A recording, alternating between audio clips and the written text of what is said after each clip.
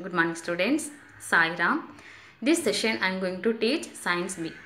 I am going to continue this chapter. Name of the chapter is Energy Flow in an Ecosystem.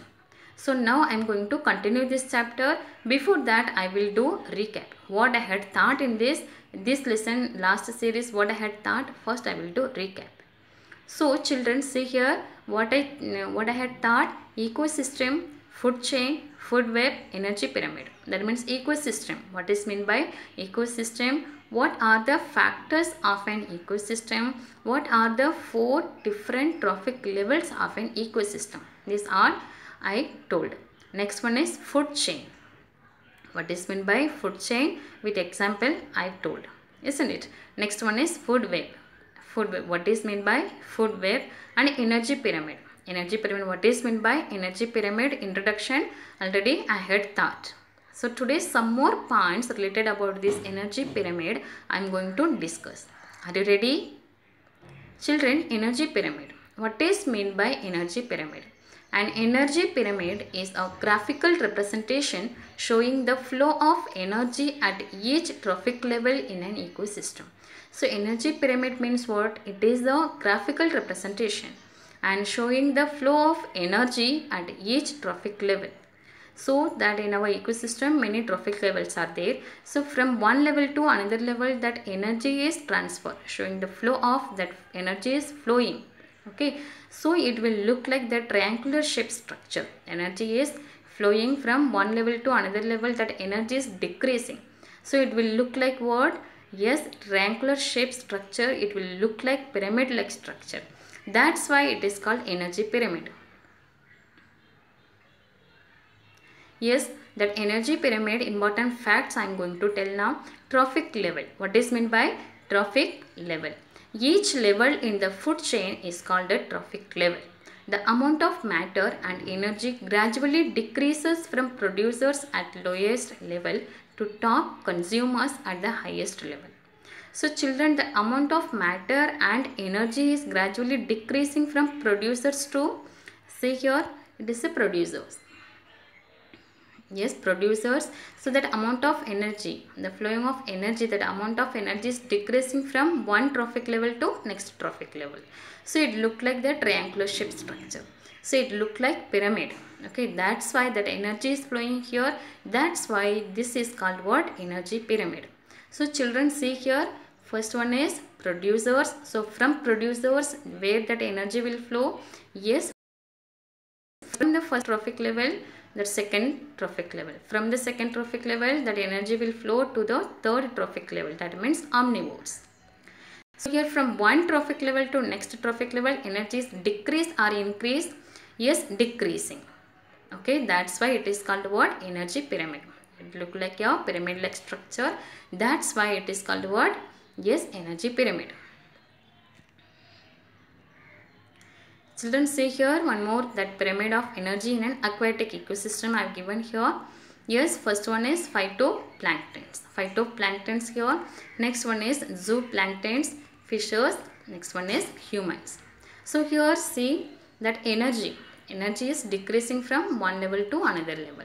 What is meant by phytoplanktons? It is a microscopic plants. Okay, and the small animals will eat this phytoplanktons. So the energy from that phytoplanktons, the energy is flowing from here to that zooplanktons. That means energy is decreasing. Okay, and that who will eat these zooplanktons? Yes, fishes. So that energy is decreasing from this second level to this third level. From second level to third level, energy is decreasing. And who will eat fishes? Yes, human. So here that energy level you have to see. Yes, 10 kilocalorie and 100 kilocalorie here, and final it is 10 kilocalorie. So here you will get easily that energy is decreasing from one trophic level to next trophic level. So it is that energy pyramid in an aquatic ecosystem. So children, now say from one level to next level, that energy is decreasing or increased? Yes, it is decreasing. Okay. Next one is pyramid of energy. It shows the energy transfer that takes place at each trophic level. So from each trophic level that energy is transferring, isn't it? So the initial quantity of energy goes on decreasing at every level of energy exchange. So from producers it will go to herbivores. So that time energy is decreasing. From herbivores it will go to carnivores. That time that from herbivores to carnivores, when that energy is flowing, that amount of energy is decreasing. Similarly, the number of organisms also decreases from lowest level to the highest level. Okay, the number of organisms also decreases from lowest level to the highest level. This pattern of energy exchange in an ecosystem is called a pyramid of energy. Understood, children? I hope you understood now. Here one question is here.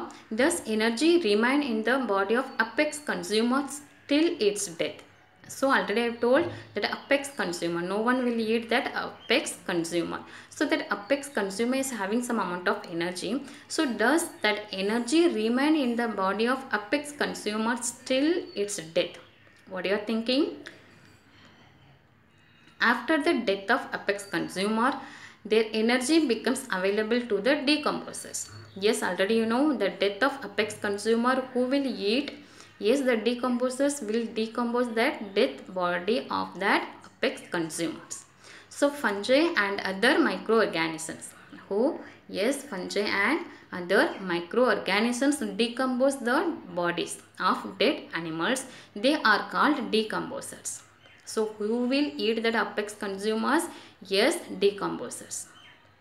It decomposes the bodies of dead animals, that is fungi and microorganisms. In the process of obtaining food from the remains of organisms, decomposers convert into simple carbon compounds.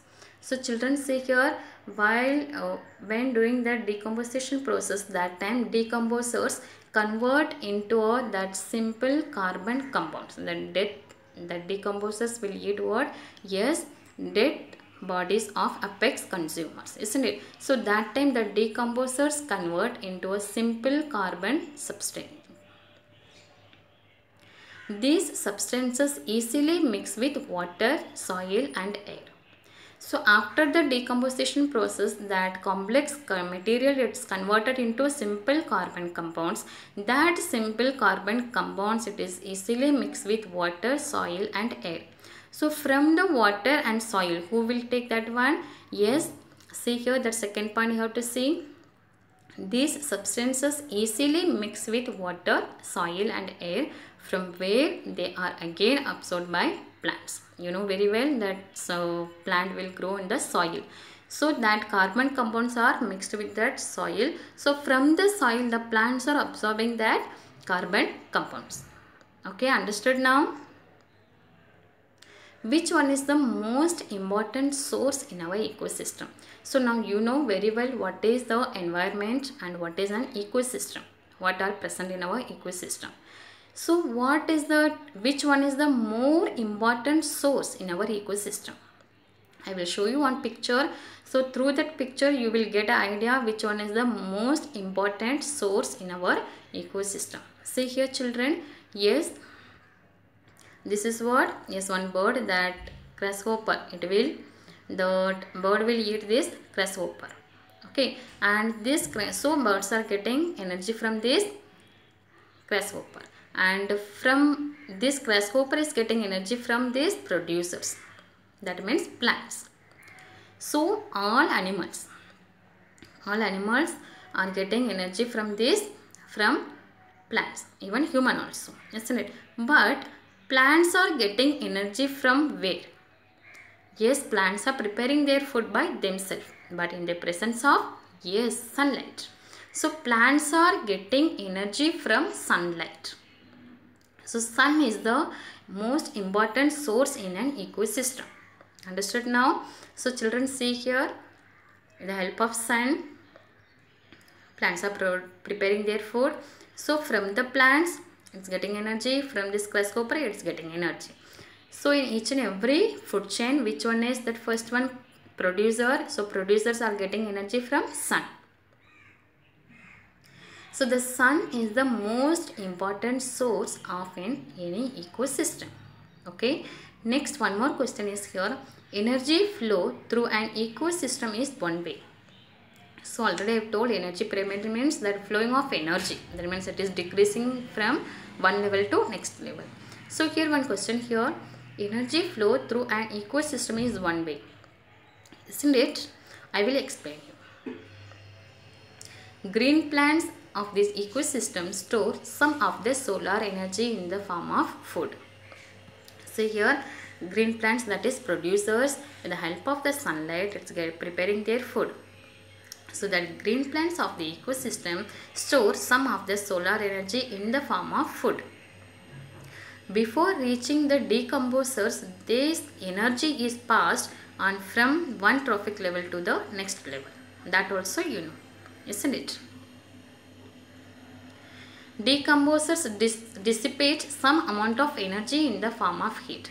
So the dead bodies of apex consumers, who will decompose that one? Decomposers. So that decomposers, the remaining amount of energy is, that means that is remaining amount of energy is passed to the soil, is transferred to the soil with the help of the decomposers. Decomposers dissipate some amount of energy in the form of heat. However, no part of the energy ever returns to the sun. So plants are getting energy, solar energy from sun only, from the sun only, but no part of the energy ever returns to the sun. So decomposers, with the help of the decomposers, the remaining amount of energy of apex consumers, it is mixed with water and soil. So from water and soil, who is getting that energy? Yes, plants. So no part of the energy ever returns to the sun. That's why hence such passage of energy is, that passage of energy is referred to as one-way transport. Okay, now understood why we are saying that is one-way transport. Plants are getting energy from sun. Yes, from the sun it is go to, yes, it goes to producers. From the producers it goes to consumers. From the consumers it goes to, that means apex consumers. From the apex consumers, with the help of the decomposers, it will go to soil and water. So no part of the energy ever returns to the sun. That's why this is called what? One-way transport. Now understood, children? What would happen if the children, here two questions are here, just you have to think. What would happen if the energy remains trapped in the body of apex consumers even after death? So that is the apex consumers. No one will eat apex consumers, isn't it? So your question is here, what would happen if the energy remains trapped in the body of apex consumers even after death? So what will happen?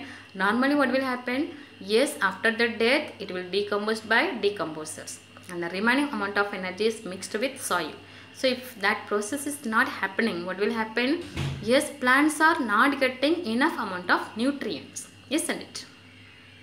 Second question is, see here, what will happen if there were no decomposers like microbes and fungi in nature? So decomposers are not there in the world. What will happen? Yes, that whole entire world, it will be filled with dead bodies, isn't it? Imagine what would happen if there were no decomposers. That means waste and the remains of dead organisms would pile up, and the nutrients within the waste and dead organisms would not be released back into the ecosystem. Producers would not have enough amount of nutrients. So through this statement you will get that importance of decomposers, isn't it, children? I hope you understood. Shall I go to next? Children, now biogeochemical cycle. What is meant by biogeochemical cycle? The cyclical flow of nutrients within an ecosystem is called the biogeochemical cycle. So the cyclical flow of nutrients, the nutrients will mean cyclical flow of nutrients within an ecosystem is called the biogeochemical cycle. Nutrients, that is nutrients are necessary for the growth of organisms, are continuously transferred from abiotic to biotic factors within an ecosystem. So that nutrients that is necessary for the growth of organisms, isn't it? So that are continuously transferred from abiotic to biotic factors within an ecosystem. Children, can you get this point? Did you get this point? Yes. How it is? See here, how it is continuously transferred from abiotic to biotic. Yes, from the soil the plants are getting energy. From the plants, who is getting energy? Carnivores. From the carnivores, so apex consumers. So apex consumers means afterwards, after the death of the apex consumers, with the help of the decomposers, it will get decomposed, isn't it? So after the decomposition, that carbon, this compound that is converted into a simple carbon substance, that is mixed with soil.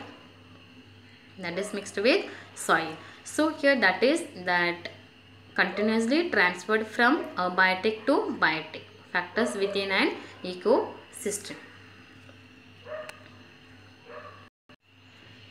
This cycle operates continuously through the medium of the biosphere formed by the lithosphere, atmosphere and hydrosphere. Yes, second point you have to see here, children. This cycle operates continuously through the medium of the biosphere. Biosphere means that is a part of the earth, that means where the life exists.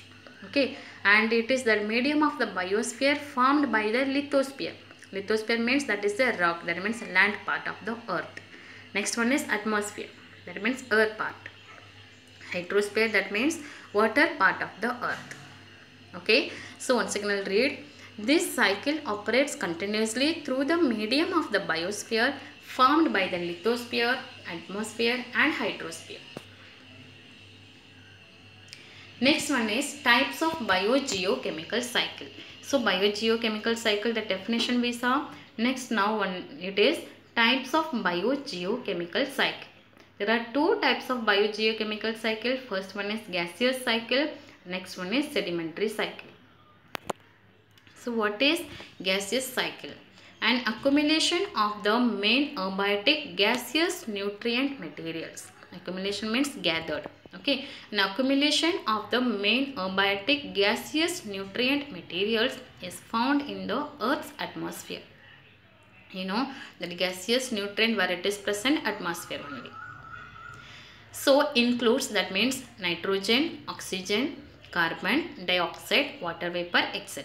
Once again I'll read. An accumulation of the main abiotic gaseous nutrient materials is found in the Earth's atmosphere.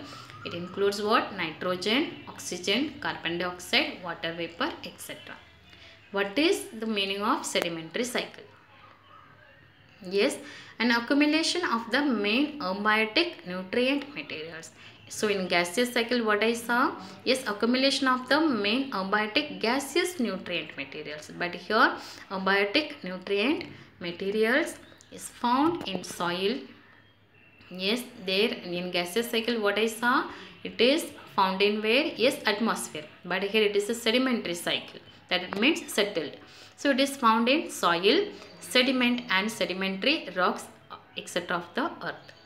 It includes what? Yes, soil, components like iron, calcium and phosphorus.